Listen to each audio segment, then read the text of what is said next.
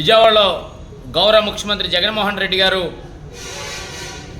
వారిపై జరిగినటువంటి దాడి చాలా బాధాకరమైన సంఘటన.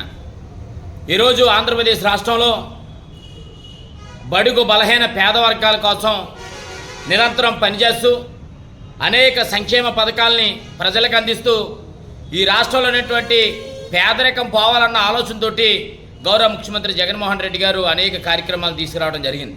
కానీ గౌరవ ముఖ్యమంత్రి జగన్మోహన్ రెడ్డి గారి మీద అనేక ప్రతిపక్షాల కుట్రలు మనం చూసినట్లయితే ఎంత బాధాకరం అంటే, నిన్న జరిగినటువంటి విజయవాడలో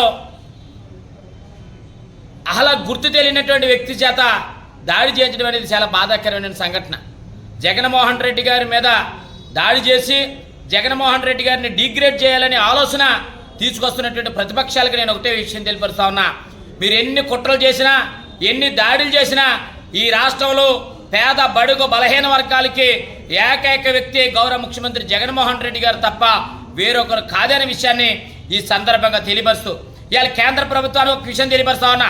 మీకు దగ్గర చిత్తశుద్ధి ఉంటే ఈరోజు జగన్మోహన్ రెడ్డి గారి మీద జరిగిన దాడి మీద మీరు అధ్యయనం చేసి ఇమీడియట్లుగా దోషులు శిక్షించాలి, దోషుల్ని పట్టుకోవాల్సిన పరిస్థితి ఉంది, ఎంక్వైరీ వెళ్ళిన బాధ్యత ఉందనే విషయాన్ని కేంద్ర ప్రభుత్వం తెలియపరుస్తా ఉన్నా.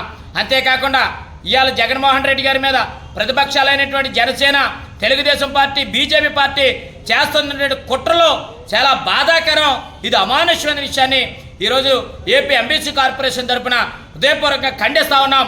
ఎన్ని దాడులు చేసినా ఎందుకంటే భౌతికంగా దాడి చేయొచ్చేమో కానీ ప్రజల యొక్క హృదయాల్లో ఉన్నటువంటి వ్యక్తి గౌరవ ముఖ్యమంత్రి జగన్మోహన్ రెడ్డి గారు అనే విషయాన్ని ఈ సందర్భంగా తెలియపరుస్తూ, జగన్మోహన్ రెడ్డి గారి మీద జరిగిన దాడి మీద పూర్తిగా కూడా